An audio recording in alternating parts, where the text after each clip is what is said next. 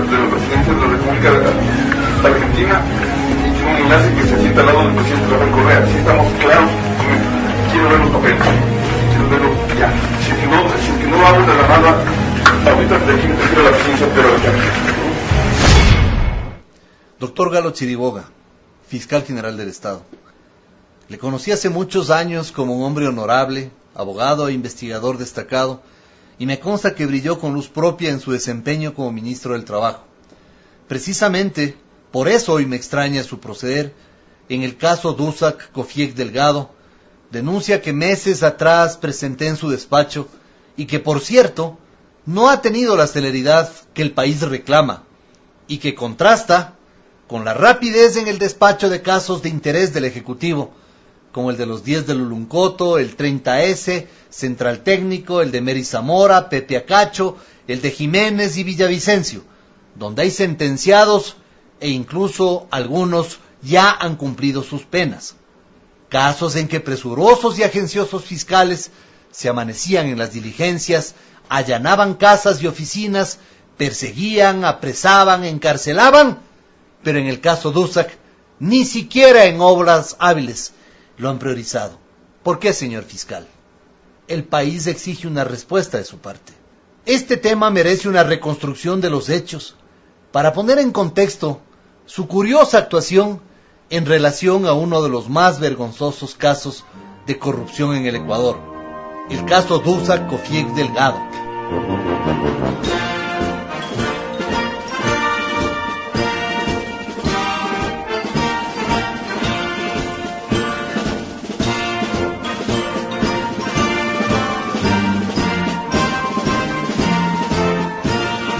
Ellos se conocieron en el alma mater, fueron compañeros de la Universidad de Illinois en Urbana-Champaign, Estados Unidos. Ellos son Rafael Correa Delgado y Pedro Elosegui, y mantienen una gran amistad desde entonces. A inicios del año 2011, Elosegui nos trajo a Gastón Dusak y a un grupo de supuestos empresarios argentinos, quienes fueron recibidos por el propio presidente Correa en Carondelet. Así lo destacó, muy orondo y sonriente, Gastón Dusak en su Facebook personal. Acto seguido, según subraya, aclara y recalca en una de sus actuaciones procesales Pedro Delgado, sí, el primo prófugo del presidente, por orden emitida desde la presidencia de la República tal como él lo menciona en uno de sus escritos, sí, óigaseme bien, por orden emitida desde la presidencia de la República, Delgado reunió a Gastón Dusak con funcionarios claves del gobierno, a saber, el presidente de la Corporación Financiera Nacional, Camilo Samán, el presidente del incautado Banco Kofiek, Antonio Buñay, el ministro de Agricultura, Stanley Vera, y con los entonces ministros de Producción, Santiago León y Natalie Sell. Pero el negocio que más le apetecía a Delgado y a estos supuestos empresarios argentinos, que presumían de sus contactos en Carondelet, era el de la billetera móvil. Esto se confirma porque tenían conocimiento del proceso 6 meses antes de que oficialmente se abrieran las licitaciones respectivas. ¿Por qué tenían información privilegiada? ¿Quién se las proporcionó, señor fiscal? Dígale al país. Con tremendo negocio en perspectiva, aparecieron los interesados aquí y allá, y entre ellos Juan Antonio Hussein, quien se presenta en Internet como Máster en Inteligencia Estratégica y CEO de Scamboy Payments International. Y por supuesto, Pedro Delgado, su cuñado Endara, dueños y señores del tristemente célebre Fideicomiso AGD, CFN, No Más Impunidad. Dusak se compromete entonces a comprar acciones de Scamboy, la empresa de Juan Hussein y Cristian Galán. Todo esto, reitero, casi medio año antes de que la licitación de la billetera móvil sea oficial, ya que Dusak era chiro y su único bien era este vehículo de pacotilla. Se arrimó a sus ecuasocios y se palanqueó el préstamo de $800,000, sobre pretexto de desarrollar un software bancario y ofreciendo pagarlo en 6 meses. Ya van más de 2 años y nada, señor fiscal. Enormes presiones se ejecutaron, aparentemente por orden superior, y saltándose procedimientos, Antonio Buñay, presidente del Banco Kofiek, firmó la aprobación de ese crédito, haciendo las veces de funcionarios que no quisieron firmar porque advirtieron no solamente el problema de las garantías, sino la forma irregular y atropellada en que se estaba emitiendo ese crédito, hasta que finalmente, el 20 de diciembre del 2011, vísperas de Navidad, Dussac recibió su gran aguinaldo. Pero aún hay más. Dussac fue tratado como un verdadero jeque, mimado en nuestro país por malos funcionarios. Para facilitarle el crédito, ni siquiera le pidieron una garantía, sino que utilizaron pólizas expedidas por la incautada Seguros Rocafuerte, con el concurso de su entonces presidente ejecutivo, Pedro Zápac Quevedo. Es decir, el Estado otorgó una garantía a favor de Dussac para hacer simplemente que el crédito sea incobrable. Por su parte, la corporación financiera, cuyo titular era Camilo Samán, le pagó el hotel, la comida, las bebidas, los pasajes y hasta los cigarrillos, no solo a Dussac, sino también a Elosegui, a Galán y a Jusey. Miren, aquí están las facturas. ¿Por qué todo esto? Usted lo sabe, señor fiscal, porque ellos manejaban las acciones, el negocio del que todos estos acólitos corruptos pretendían enriquecerse ilegalmente. La prensa publicó semejante atraco y los ecuatorianos se indignaron. Todo el país se enrojeció de vergüenza, todos menos los involucrados. Por su parte, el presidente Correa, de manera deplorable, salió a defender a su primo, atacando a denunciantes y a la prensa. Como si esto fuera poco, participó en un magno homenaje en el Hotel Quito.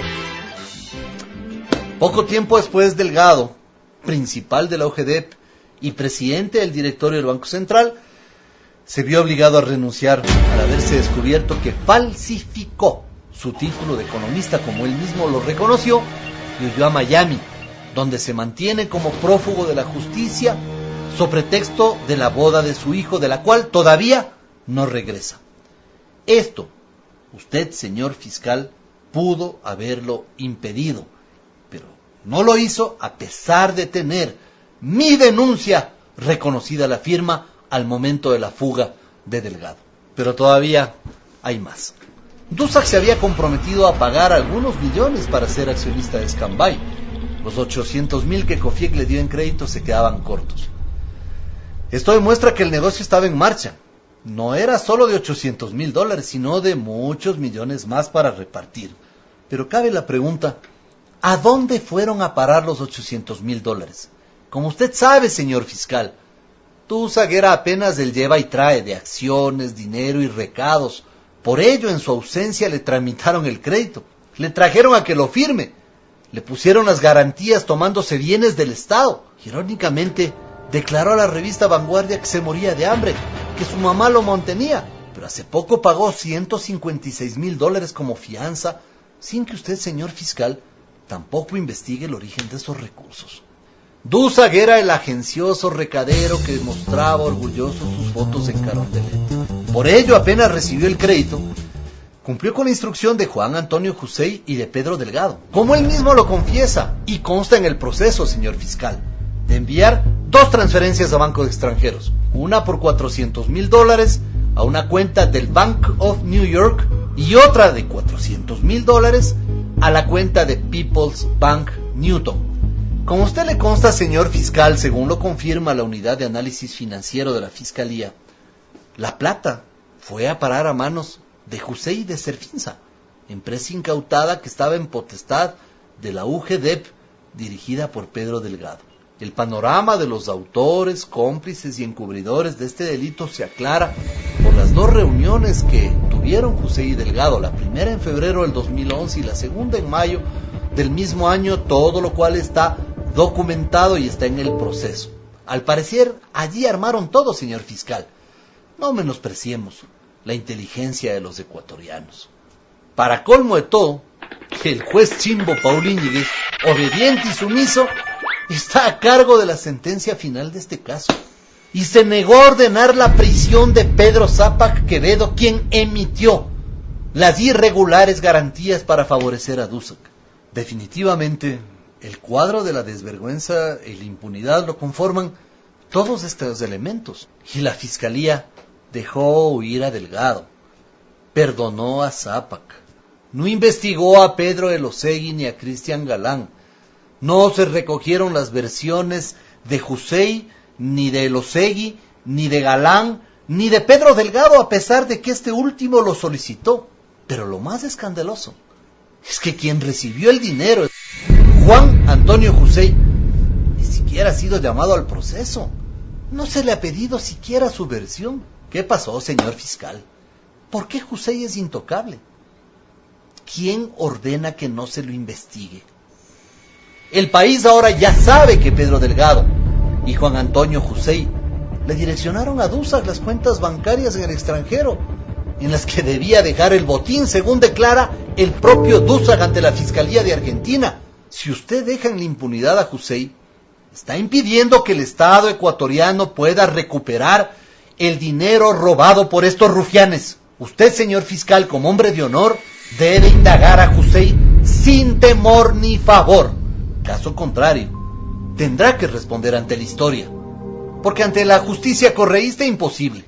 Eso sí, tenga la certeza que esta pesadilla pasará, y usted y todos tendrán que rendir cuentas de sus actos, y nos encargaremos minuciosamente de que así suceda para ejercer el derecho de repetición, de modo que todos respondan por sus acciones y omisiones. Ecuatorianos, la impunidad se cierne sobre el caso Dussac y sobre el país. ¿Hasta cuándo vamos a permitir tanto atraco? Ha llegado la hora de despertar, de rebelarse, cierto, pero sobre todo de resistir ante la impuricia, la impunidad rampante y esta aventura fascista, incompatible con la trayectoria y el destino histórico del Ecuador. Sí entienden que el señor Gastón Dussac y el asesor de la presidencia de la República de Argentina y tiene un enlace que se sienta al lado del presidente Rafael Correa. Sí estamos claros con eso. Quiero ver los papeles. Quiero verlos ya. Si no abren de la nada, ahorita te quiero la presidencia, pero ya.